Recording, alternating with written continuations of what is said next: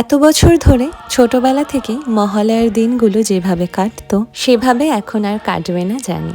তাই বরাবরের মতো দুঃখ ভুলে থাকতে আর একটুখানি খুশি খুঁজে নিতে রান্না আর কাজের মাধ্যমে সময়টা কাটিয়ে নিই। মহালয়ার রাতে যখন সবাই অনেক আনন্দ করছে, পিকনিক করছে, তখন আমিও করেছিলাম এই রান্নাগুলি আর ডেকেছিলাম শুধুমাত্র যে দুজন বাঙালিকে আমি এই দেশে চিনি, মৈনাক আর শারদিয়াকে। আর রান্না করেছিলাম লুচি, ভাত, ডাল, আলু ভাজা, পনির আর চিকেন, সাথে ছিল একটু স্যালাড, আর খাবার শেষে খেয়েছিলাম সবাই মিলে একটু কোল্ড ড্রিঙ্কস। সবাই হাই করে দে একটু। মৈনাক, জিমু, জিমুর একই জামা।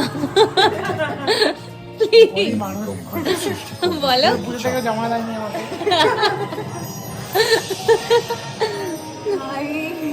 শারদিয়ার নতুন ড্রেস। সবশেষে মহালয়া দেখে সময়টা বেশ সুন্দর কাটালাম। তোমাদের এবারের মহালয়া কেমন কাটলো অবশ্যই জানাও।